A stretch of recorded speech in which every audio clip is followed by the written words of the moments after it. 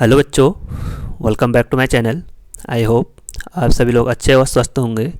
तो बच्चों, आज हम डिस्कस करेंगे क्लास 10th में how to balance a chemical equation. कैसे एक अनबैलेंस्ड केमिकल इक्वेशन को हम बैलेंस करते हैं। अभी तक हमने हीट एंड ट्रायल मेथड से क्वेश्चन डिस्कस किए थे, जो कि बहुत टाइम कंज्यूमिंग होता है। नॉर्मल इक्वेशन के लिए तो ठीक है, बट जैसे हमारे कॉम्प्लेक्स इक्वेशन पूछे जाते हैं तो वहाँ पे हमारे वो बहुत टाइम कंज्यूम करता है, क्योंकि हमारे पास एग्जाम में बहुत कम समय होता है। तो कैसे हम एक इक्वेशन को 50 से 60 सेकंड के बिटवीन सॉल्व कर लें, कैसे बैलेंस कर लें, उसको आज के लेक्चर में हम डिस्कस करेंगे। तो आप सभी लोग लेक्चर के एंड तक बने रहें। तो आइए डिस्कस करते हैं आज के फर्स्ट इक्वेशन से। तो सबसे पहले हम डिस्कस करेंगे कि बैलेंस केमिकल इक्वेशन क्या होता है। तो बैलेंस केमिकल इक्वेशन क्या होता है, जिसमें रिएक्टेंट के साइड नंबर ऑफ एटम बराबर होने चाहिए जितने हमारे प्रोडक्ट के साइड होते हैं। तो number of atom of each element in the reactant side is equal to number of atom of each element in the product side. तो यहाँ पे एक इक्वेशन है, देखो Fe प्लस जब हम आयरन की रिएक्शन कॉपर सल्फेट के साथ करते हैं तो यहाँ पे हमको आयरन सल्फेट और कॉपर मिलता है। तो यहाँ पे देखो रिएक्टेंट के साइड, रिएक्टेंट क्या होते हैं, जो रिएक्शन में पार्टिसिपेट करते हैं, और प्रोडक्ट क्या होते हैं, जो रिएक्शन के बाद बनते हैं। तो यहाँ पे देखो आयरन 1 है रिएक्टेंट के साइड, यहाँ पे आयरन 1 है, कॉपर 1 है, यहाँ पे भी कितने हमारे 1 है, यहाँ पे सल्फर 1 है और ऑक्सीजन 4 है। तो यहाँ पे भी सल्फर 1 है और ऑक्सीजन 4 है। तो यह हमारे बैलेंस केमिकल इक्वेशन, क्योंकि इसमें जितने एटम हमारे रिएक्टेंट के साइड है उतने ही एटम हमारे प्रोडक्ट के साइड भी है। तो अब हम डिस्कस करेंगे अनबैलेंस्ड इक्वेशन को कैसे बैलेंस करते हैं। तो यहाँ पे सबसे फर्स्ट इक्वेशन हमारे यहाँ पे N2 plus H2 is equal to NH3। तो इसको हम सबसे पहले बैलेंस करेंगे हीट एंड ट्रायल मेथड से। तो यहाँ पे देखो हीट एंड ट्रायल मेथड में क्या करते हैं, सबसे पहले हम एलिमेंट का नाम लिखते हैं, उसके बाद यहाँ पे जितने हमारे रिएक्टेंट के साइड एटम है उनको लिखते हैं, उसके बाद नंबर लिखते हैं, और उसके बाद यहाँ पे हम प्रोडक्ट में उनके कितने नंबर हैं उसको लिखते हैं। तो यहाँ पे देखो, तो रिएक्टेंट के साइड नाइट्रोजन, एक तो नाइट्रोजन है और एक हमारा हाइड्रोजन, ठीक है। तो यहाँ पे फर्स्ट में रिएक्टेंट के साइड कितने नाइट्रोजन हमारे 2 और हाइड्रोजन कितने हमारे 2। उसके बाद प्रोडक्ट के साइड कितने नाइट्रोजन है 1 और हाइड्रोजन कितने हैं यहाँ पे 3। तो यहाँ पे क्या करते हैं, देखो यहाँ पे रिएक्टेंट के साइड नाइट्रोजन 2 है और प्रोडक्ट के साइड नाइट्रोजन 1 है। तो हम क्या करेंगे, इसको 2 से मल्टीप्लाई करेंगे तो यहाँ पे वैल्यू आ जाएगी हमारी 2। तो अब हम इस 2 को यहाँ पे पुट करेंगे। जैसे इस 2 को यहाँ पे हम पुट करेंगे तो यहाँ से क्या होगा, जो हमारा हाइड्रोजन है उसकी वैल्यू चेंज हो जाएगी। यहाँ पे कितनी हो जाएगी 3 इंटू 6। तो यहाँ पे क्या होता है 3 इंटू 6 हो गया। तो यहाँ पे देखो अब हाइड्रोजन तो यहाँ पे 6 हो गए और नाइट्रोजन और प्रोडक्ट के साइड हाइड्रोजन 2 ही है। तो हम क्या करेंगे, फिर से इस जो प्रोडक्ट साइड है उसको 3 से मल्टीप्लाई करेंगे। तो यहाँ पे आ गया हमारा 3 इंटू 6 है, यानी यहाँ पे हमने किससे मल्टीप्लाई किया 3 से। तो ये हो गया हमारा N2 plus 3H2 is equal to 2NH3। तो ये क्या हमारे बैलेंस केमिकल इक्वेशन है। तो ये तो था हमारा हीट एंड ट्रायल मेथड से, ये नॉर्मल इक्वेशन के लिए तो ठीक है, बट जैसे कॉम्प्लेक्स रिएक्शन आती है वहाँ पे हमको मल्टीप्लाई करने में बहुत समय लग जाता है। तो अब हम डिस्कस करेंगे अपनी सेकंड मेथड, जिसको बोलते हैं हम अलजेब्रिक मेथड। इसमें हम एक इक्वेशन के थ्रू इस रिएक्शन को सॉल्व करेंगे। तो आइए डिस्कस करते हैं इसको। सबसे पहले इनको रिमूव करते हैं।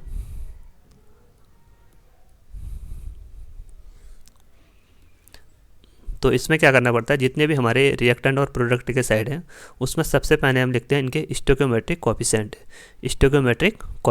जिसको बोलते हैं हम स्टोइकियोमेट्रिक कोएफिशिएंट। क्या होता है, जितने भी हमारे इसमें स्टोइकियोमेट्रिक कोएफिशिएंट डिनोट करता है total number of atom in the reactant and product side.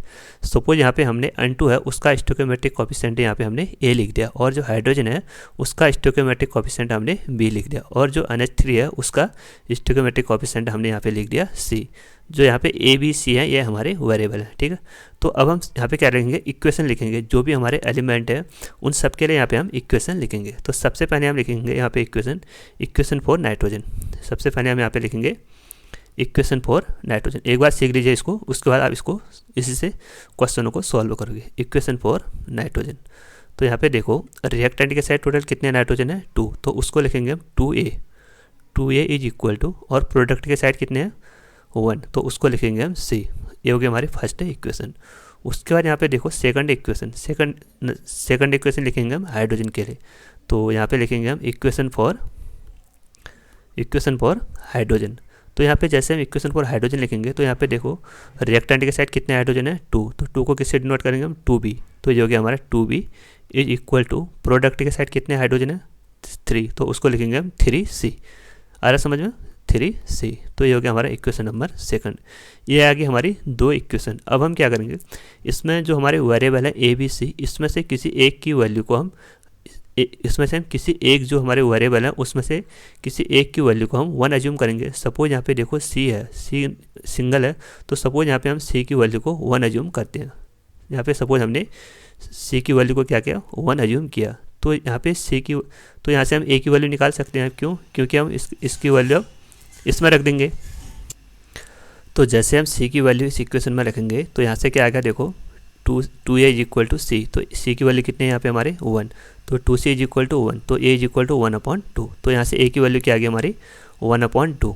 ठीक है, यहाँ से a की वैल्यू आ गई हमारी 1/2। उसके बाद यहाँ पे देखो, अब हम यहाँ से हमको a की वैल्यू पता चल गई और c की वैल्यू भी पता चल गई। अब यहाँ पे फिर से c की वैल्यू इस इक्वेशन 2 में रखेंगे। इक्वेशन 2 क्या है यहाँ पे हमारी, इसको रिमूव करते हैं सबसे पहले।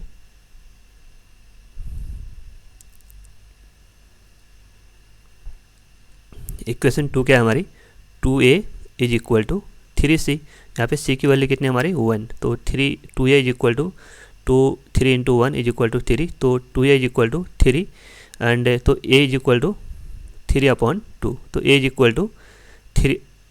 हाँ, तो यहाँ पे आ गया हमारा b, सॉरी यहाँ पे हो गया हमारा 2b, तो यहाँ से हमारी b की वैल्यू आ गई हमारी 3/2। ठीक है, तो यहाँ से b की वैल्यू कितनी आ गई हमारी 3/2। तो यहाँ पे देखो जो हमारे वेरिएबल की वैल्यू आ रही है वो फ्रैक्शनल में आ रही है, तो हम क्या करेंगे इस फ्रैक्शनल को रिमूव करने के लिए हम क्या जो भी हमारा डिनोमिनेटर में सबसे कॉमन वैल्यू है, जैसे यहाँ पे 2 है तो 2 से हम जितने भी हमारे वेरिएबल हैं उन सबको 2 से मल्टीप्लाई कर लेंगे। तो जब हम c को 2 से मल्टीप्लाई करेंगे तो यहाँ पे कितना आएगा इसकी वैल्यू 2, और जब हम इस वेरिएबल को 2 से मल्टीप्लाई करेंगे तो 2 से 2 कैंसिल, तो वो a की वैल्यू कितनी आ गई हमारी 1। जब हम इस वेरिएबल को 2 से मल्टीप्लाई करेंगे तो यहाँ पे कितनी आ गई हमारी b की वैल्यू 3। तो यहाँ पे देखो अब a की वैल्यू तो आ गई हमारी 1, b की वैल्यू आ गई यहाँ पे हमारी 2, b की वैल्यू आ गई यहाँ पे हमारी 3 और c की वैल्यू आ गई यहाँ पे हमारी 2। तो अब इन सबको इस इक्वेशन में पुट कीजिए, तो यहाँ पे 1 और b की जगह क्या आ गया हमारा 3h2 और c की जगह क्या आ गया हमारा 2NH3। तो यहाँ पे देखो अब इक्वेशन क्या हमारी बैलेंस है। इक्वेशन क्या है यहाँ पे हमारे बैलेंस है। यहाँ पे हाइड्रोजन 6 है, यहाँ पे भी हाइड्रोजन 6 है, यहाँ पे नाइट्रोजन 2 है और यहाँ पे भी नाइट्रोजन 2 है। आपको क्या करना है इस इक्वेशन के थ्रू सॉल्व करना है। ठीक है, तो आइए अब दूसरे क्वेश्चन को सॉल्व करते हैं। सबसे पहले हमने इस मेथड को डिस्कस किया तो थोड़ा टाइम लगा होगा इसको सीखने में। अब सेकंड क्वेश्चन को आप इजीली सॉल्व कर लोगे। तो यहाँ पे देखो Fe + H2O is equal to Fe3O4 + H2। तो यहाँ पे सबसे फर्स्ट में इक्वेशन फॉर आयरन के लिए लिखो, इक्वेशन फॉर आयरन। तो सबसे पहले आप इसको A अज्यूम करो, उसको B अज्यूम करो और इसको C अज्यूम करो और इसको D अज्यूम करो। तो यहाँ पे आयरन कितने हमारे 1, तो A प्लस और यहाँ पे भी कितने हमारे 3, A + 3C, A + 3C, ये हो गया हमारा इक्वेशन फर्स्ट। उसके बाद इक्वेशन सेकंड किसके लिए बनाएंगे हम हाइड्रोजन के लिए। तो यहाँ पे हाइड्रोजन कितने हैं रिएक्टेंट के साइड 2, तो उसको लिखेंगे हम, ये हो गया हमारा hydrogen 2b is equal to, यहाँ पे टोटल कितने हाइड्रोजन है 2, यहाँ पे भी लिखेंगे हम 2d। ये हो गया हमारा इक्वेशन सेकंड। उसके बाद यहाँ पे थर्ड इक्वेशन बनाएंगे हम ऑक्सीजन के लिए। यहाँ पे ऑक्सीजन कितने हमारे, ऑक्सीजन यहाँ पे कितने हमारे 1, तो उसको लिखेंगे हम ऑक्सीजन के लिए, यहाँ पे इसको लिखेंगे हम b। और यहाँ पे देखो यहाँ पे कितने ऑक्सीजन है 4, तो उसको लिखेंगे हम 4c, उसको लिखेंगे हम 4c। जो कि हमारे इक्वेशन नंबर थर्ड। अब क्या करना है आपको, आपने जो भी यहाँ पे वेरिएबल लिखे हैं, आपने जो भी यहाँ पे वेरिएबल लिखे हैं उसमें से किसी एक की वैल्यू को 1 अज्यूम करो। सपोज ए को हमने 1 अज्यूम कर लिया, तो यहाँ पे जैसे हम तो यहाँ पे बराबर का साइन होगा, सॉरी, तो a is equal to 3c। तो यहाँ पे हमने क्या किया, a की वैल्यू को 1 अज्यूम कर लिया, तो a is equal to 3c। जैसे हम इसमें a की वैल्यू रखेंगे तो a is equal to 3c, तो c की वैल्यू क्या आ जाएगी यहाँ पे, c की वैल्यू आ जाएगी यहाँ पे 1/3, c की वैल्यू क्या आ गई यहाँ पे 1/3। तो अभी तक हमको 2 वेरिएबल मिल चुके हैं, a की वैल्यू 1 है और c की वैल्यू 1/3 है। अब क्या करेंगे, अब इस c की वैल्यू को इस इक्वेशन 3 में रखेंगे। इक्वेशन 3 में रखेंगे तो यहाँ से हमको b की वैल्यू मिल जाएगी। तो यहाँ पे इक्वेशन 3 क्या है, b is equal to 4c, तो b इज इक्वल टू 4 और c की वैल्यू कितनी यहाँ पे 1/3, तो यहाँ पे b की वैल्यू क्या आ गई हमारी 4/3। तो यहाँ से b की वैल्यू मिल गई हमको 4/3। अब क्या करेंगे, हम इस b की वैल्यू को इस इक्वेशन 2 में पुट करेंगे तो यहाँ से हमको d की वैल्यू मिल जाएगी। तो 2b is equal to 2d। तो यहाँ पे b की वैल्यू क्या है, यहाँ पे हमारे b की वैल्यू यहाँ पे हमारे 4/3 इज इक्वल टू 2d। तो यहाँ से 2 इस 2 से ये वाला 2 कैंसिल, तो यहाँ से d की वैल्यू कितनी आ गई हमारी 4/3। तो यहाँ से आप देखो चारों वेरिएबल की यहाँ पे हमको वैल्यू मिल चुकी है। a की वैल्यू कितनी हमारी 1, b की वैल्यू कितनी यहाँ पे हमारे b की वैल्यू ये हमारी 4/3 और उसके बाद c की वैल्यू कितनी यहाँ पे, c की वैल्यू यहाँ पे हमारे 1/3 और d की वैल्यू कितनी यहाँ पे हमारी, d की वैल्यू यहाँ पे हमारे 4/3। ठीक, 4/3। अब क्या करेंगे, जो भी हमारे डिनोमिनेटर में सबसे कॉमन है उससे जितने भी हमारे वेरिएबल उन सबको मल्टीप्लाई कर लेंगे। तो यहाँ पे सब में कॉमन क्या हमारा 3 है, तो इस 3 से सबको मल्टीप्लाई करेंगे तो a is equal to 1 into 3 is equal to 3। तो b को जब हम 3 से मल्टीप्लाई करेंगे तो 3 से 3 कैंसिल, तो b की वैल्यू आ गई यहाँ पे 4। उसके बाद जब c को हम 3 से मल्टीप्लाई करेंगे तो c से c कैंसिल, तो इसकी वैल्यू आ गई हमारी 1। उसके बाद यहाँ पे देखो 4/3 को जब हम 3 से मल्टीप्लाई करेंगे तो यहाँ पे d की वैल्यू कितनी आ गई हमारी 4। तो यहाँ पे देखो चारों वेरिएबल की वैल्यू मिल गई है। तो a की जगह आप 3 रखो, यहाँ पे a की जगह आप यहाँ पे 3 रखो और b की वैल्यू कितनी यहाँ पे 4। तो यहाँ पे b की जगह आप 4 रखो और उसके बाद यहाँ पे देखो c की वैल्यू कितनी हमारे 1, तो c की जगह आप 1 रखो और d की वैल्यू कितनी यहाँ पे, d की वैल्यू यहाँ पे हमारे 4। ठीक है, अब यहाँ पे देखो इक्वेशन क्या होगी हमारी, सॉल्व होगी। अब इक्वेशन यहाँ पे क्या होगी हमारी, सॉल्व हो चुकी है। यहाँ से d को रिमूव करो, यहाँ से c को रिमूव करो और यहाँ से b को रिमूव करो और यहाँ से a को रिमूव करो। तो अब इसमें नंबर ऑफ एटम को काउंट करो। तो ये देखो आयरन, रिएक्टेंट के साइड 3 आयरन है, प्रोडक्ट के साइड भी 3 आयरन है और यहाँ पे देखो 8 हाइड्रोजन है और यहाँ पे भी कितने हमारे 8 हाइड्रोजन है और यहाँ पे देखो 4 ऑक्सीजन है और यहाँ पे हमारे 4 ऑक्सीजन है। तो आई होप आप सभी को ये मेथड समझ में आ गई होगी। तो आइए डिस्कस करते हैं एक और क्वेश्चन को। देखो अब इतनी बड़ी इक्वेशन है, उसको आप complex hit and trial method से डिस्कस करोगे तो वहाँ पे तो बहुत टाइम लगेगा। आपको क्या करना है, सीधे अलजेब्रिक मेथड को ही अलजेब्रिक मेथड से क्वेश्चन को सॉल्व करना है।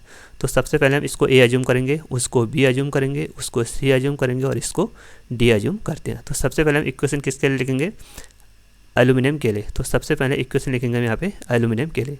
तो रिएक्टेंट के साइड कितने हमारे 2, तो उसको लिखेंगे हम 2a is equal to b के साइड कितने हमारे 1, तो उसको लिखेंगे हम c। ये हो गया हमारी इक्वेशन फर्स्ट। उसके बाद यहाँ पे हम सेकंड इक्वेशन लिखेंगे। यहाँ पे सेकंड एलिमेंट क्या हमारा सल्फर यहाँ पे टोटल कितने हमारे, जो हमारा ब्रैकेट के बाहर है उसको हम उससे मल्टीप्लाई करते हैं। तो यहाँ पे सल्फर कितने हमारे, सल्फर यहाँ पे हमारे 3, तो उसको लिखेंगे हम 3a, उसको लिखेंगे हम 3a। तो ये हो गया हमारा 3a इज इक्वल टू,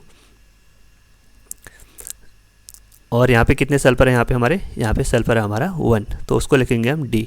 तो ये हो गया हमारा इक्वेशन सेकंड। उसके बाद यहाँ पे देखो ऑक्सीजन यहाँ पे कितने हैं 4, तो यहाँ गए और 3 ब्रैकेट के बाहर हैं। तो 4 इंटू 3 इज इक्वल टू 12।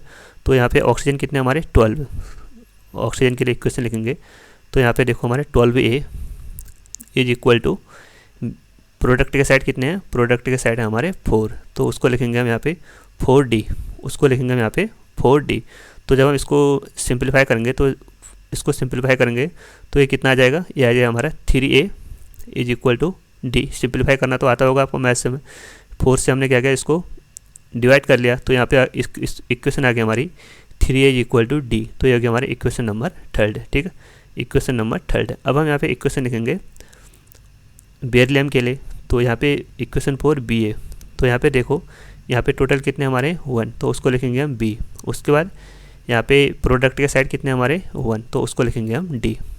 ये हो गया हमारे इक्वेशन 4।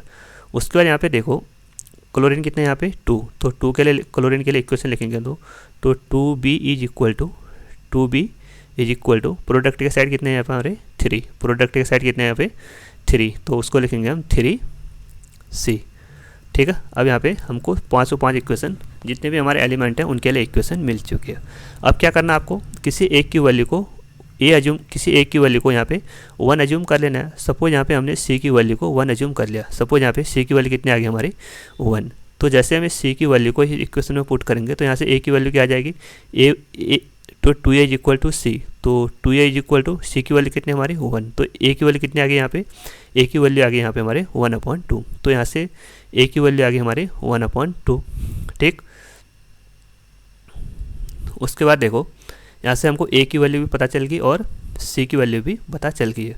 तो अब हम क्या करेंगे, इस a की वैल्यू को इस इक्वेशन में पुट करेंगे, इस इक्वेशन में पुट करेंगे, इक्वेशन 2 में पुट करेंगे, तो यहाँ से हमको d की वैल्यू मिल जाएगी। तो 3a is equal to D, तो 3a की वैल्यू कितनी है यहाँ पे हमारी 1/2, तो d, तो यहाँ से d की वैल्यू कितनी आ जाएगी हमारी, यहाँ से d की वैल्यू आ जाएगी हमारी 3/2, d की वैल्यू कितनी आ गई यहाँ पे हमारी 3/2, तो यहाँ से d की वैल्यू भी आ गई हमारी 3/2, ठीक है। अभी तक 3 वेरिएबल के यहाँ पे हमको वैल्यू मिल चुकी है, यहाँ से a की भी वैल्यू मिल चुकी है, d की भी और c की वैल्यू भी मिल चुकी है। अब क्या करेंगे, फिर से हम देखो यहाँ पे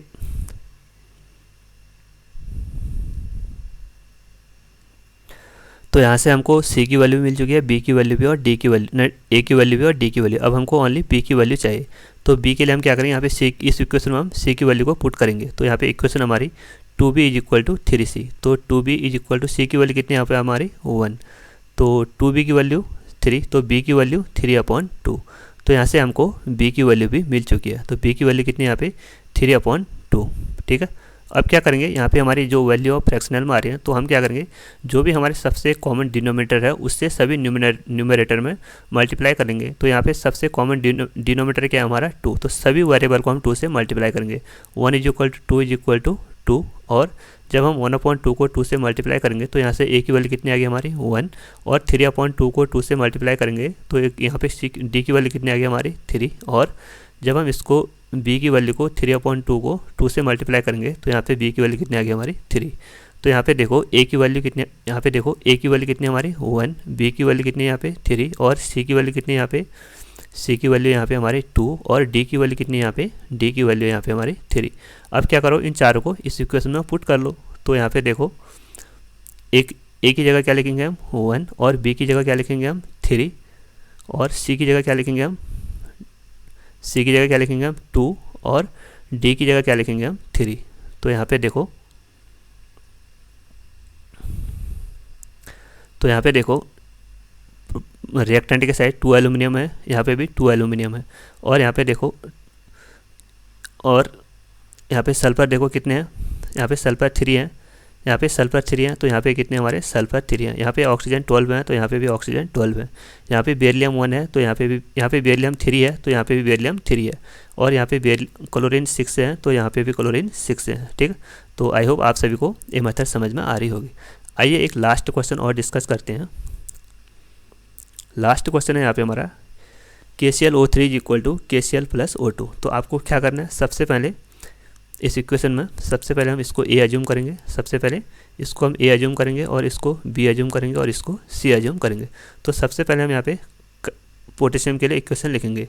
तो यहाँ पे इक्वेशन लिखेंगे तो पोटेशियम के लिए क्या इक्वेशन आएगी हमारी, यहाँ पे एक है तो इसको लिखेंगे हम A is equal to product के साइड कितने हमारे 1, तो उसको लिखेंगे हम B। उसके बाद इक्वेशन लिखेंगे हम क्लोरीन के लिए, तो क्लोरीन के लिए इक्वेशन लिखेंगे तो यहाँ पे कितने हमारे 1, तो उसको लिखेंगे हम A। और उसके बाद यहाँ पे कितने क्लोरीन है, यहाँ पे भी हमारे एक ही क्लोरीन है, तो ये हो गया हमारा इक्वेशन सेकंड। उसके बाद ऑक्सीजन के लिए देखो, ऑक्सीजन के लिए यहाँ पे 3 है, यहाँ पे 3 है, तो उसको लिखेंगे हम 3A, और यहाँ पे कितने हैं 2, तो उसको लिखेंगे हम 2C। तो यहाँ पे देखो, आप किसी एक की वैल्यू को 1 एज्यूम कर लो। सपोज हमने A की वैल्यू को 1 एज्यूम कर लिया, A की वैल्यू को हम 1 एज्यूम करेंगे तो B की वैल्यू कितनी आ जाएगी, B की वैल्यू भी 1 ही आ जाएगी, क्योंकि A इंटू B, जब हम A को 1 एज्यूम करेंगे तो B की वैल्यू भी ऑटोमेटिकली 1 हो जाएगी। तो यहाँ से हमको A की वैल्यू भी पता चलेगी और B की वैल्यू भी पता चलेगी। अब हम क्या करेंगे, इसको इस A की वैल्यू को इक्वेशन थर्ड में पुट करेंगे, तो यहाँ से हमको C की वैल्यू भी मिल जाएगी। तो A की वैल्यू कितनी हमारी 1, तो 2C, तो यहाँ से 2C इज इक्वल टू 3, तो C इज इक्वल टू 3/2, तो यहाँ से C की वैल्यू कितनी आ गई हमारी, यहाँ से C की वैल्यू आ गई हमारी 3/2। अब क्या है, ये जो हमारी इक्वेशन है वो फ्रैक्शनल में है, उसको क्या करेंगे हम जो न्यूमरेटर में, जो डिनोमिनेटर में उससे सभी को, जो भी हमारे न्यूमरेटर हैं उसको मल्टीप्लाई कर लेंगे। तो यहाँ पे डिनोमिनेटर में कितना हमारा 2, तो A को 2 से मल्टीप्लाई करेंगे तो 1 into 2 is equal to 2, 1 into 2 is equal to 2, जब 3/2 इज इक्वल टू 2, तो यहाँ पे हो गया हमारा C। तो यहाँ पे देखो ए की वैल्यू हमारी 2 आ गई, बी की वैल्यू भी 2 आ गई और सी की वैल्यू 3 आ गई। अब क्या करना है, इन सब की वैल्यू को इसमें पुट कर देना है। तो यहाँ पे ए की जगह कितना आ जाएगा हमारा 2, और बी की जगह कितना आ जाएगा यहाँ पे 2, और सी की जगह कितना आ जाएगा यहाँ पे 3। अब आइटम काउंट करो। अब यहाँ पे देखो 2 पोटेशियम, यहाँ पे 2 पोटेशियम, यहाँ पे 2 क्लोरीन, यहाँ पे भी 2 क्लोरीन, यहाँ पे 6 ऑक्सीजन, यहाँ पे भी 6 ऑक्सीजन। तो ये हो गया हमारी इक्वेशन बैलेंस। तो एक लास्ट इक्वेशन और डिस्कस करेंगे, उसके बाद इस टॉपिक को एंड कर लेंगे। लास्ट इक्वेशन हमारे PbNO3 का होल ट्वाइस, एक मिनट,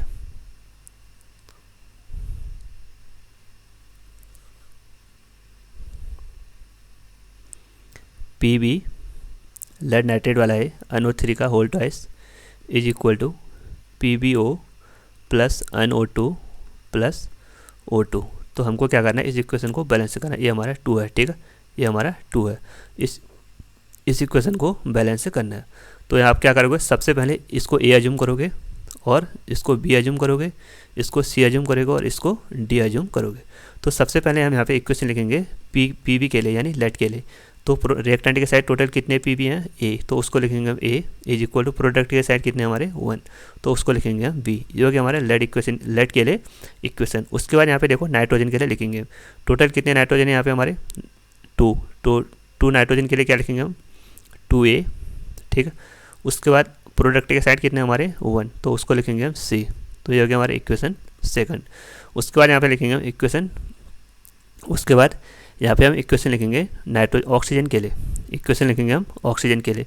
तो यहाँ पे टोटल कितने ऑक्सीजन है रिएक्टेंट के साइड 2 × 3 इज इक्वल टू 6, तो 6A is equal to product के साइड कितने हमारे 1, B प्लस, और यहाँ पे देखो नाइट्रोजन इस साइड कितने हमारे 2, तो उसको लिखेंगे हम 2C प्लस, और यहाँ पे कितने हमारे D, तो उसको लिखेंगे हम 2D। तो यहाँ पे देखो ये हो गया हमारे इक्वेशन थर्ड। उसके बाद आपको क्या करना है, किसी एक की वैल्यू को 1 एज्यूम कर लेना है, किसी एक की वैल्यू को 1 एज्यूम कर लेना है। सपोज यहाँ पे हमने ए की वैल्यू को 1 एज्यूम कर लिया, सपोज ए की वैल्यू 1 है, तो बी की वैल्यू यहाँ पे ऑटोमेटिक कितनी होगी 1, क्योंकि ए और बी के हमारे बराबर है। तो यहाँ से हमको 2 वेरिएबल की वैल्यू मिल चुकी है, ए की वैल्यू भी 1 है और बी की वैल्यू भी 1 है। अब यहाँ से हम सी की वैल्यू को पुट करेंगे। जब हम सी की वैल्यू को फाइंड आउट करेंगे, तो जब हम जैसे ए की वैल्यू को इस इक्वेशन 2 में रखेंगे, तो यहाँ से हमको सी की वैल्यू भी मिल जाएगी। तो यहाँ पे इक्वेशन हमारी 2A इज इक्वल टू सी, तो ए की वैल्यू कितनी हमारी 1, तो सी, तो यहाँ से सी की वैल्यू कितनी आ जाएगी हमारी, सी की वैल्यू आ गई हमारी 2, सी की वैल्यू कितनी है यहाँ पे हमारी 2, ठीक है।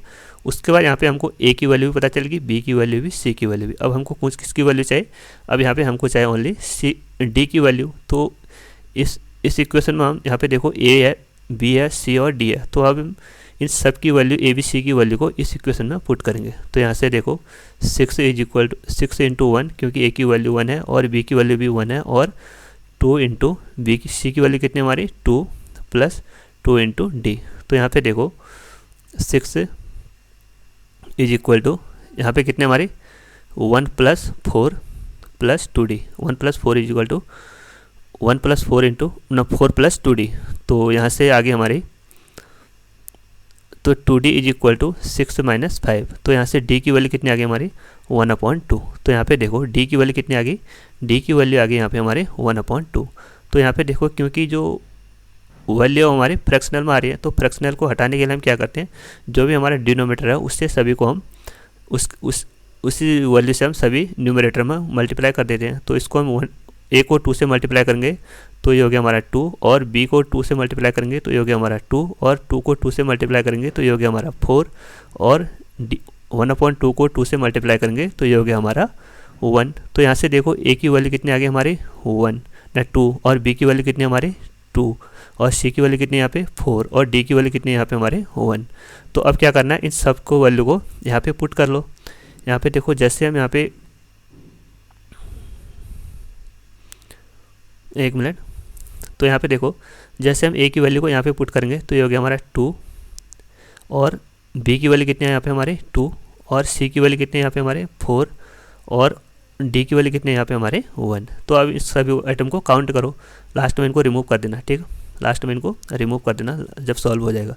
यहाँ पे टोटल 2 PB है, तो यहाँ पे भी 2 PB है, और यहाँ पे टोटल कितने हमारे नाइट्रोजन 4 हैं, 2 ये हो गया 4, तो टोटल 4 नाइट्रोजन है, यहाँ पे हमारे टोटल 4 नाइट्रोजन है। ऑक्सीजन टोटल यहाँ पे कितने हमारे, इस साइड हमारे 12 है, इस साइड टोटल कितने हमारे 12, तो यहाँ पे कितने हमारे 2 यहाँ से हो गए, 8 यहाँ से हो गए और 2 यहाँ से हो गए, तो टोटल कितने हो गए हमारे 12। तो ये हमारी इक्वेशन क्या होगी, बैलेंस होगी। ठीक, तो आई होप बच्चों आप सभी को समझ में आ गया होगा। तो आप इस मेथड को ही प्रिपेयर करूँगा मैं। तो अगर इस चैनल पे नए हो तो चैनल को ज़रूर सब्सक्राइब करें और अपने दोस्तों के साथ इस चैनल को ज़्यादा से ज़्यादा शेयर करें। आप सभी लोग मुझे टेलीग्राम चैनल में भी ज्वाइन कर सकते हैं, जिसका लिंक मैं डिस्क्रिप्शन बॉक्स में पिन कर दूंगा। Thank you.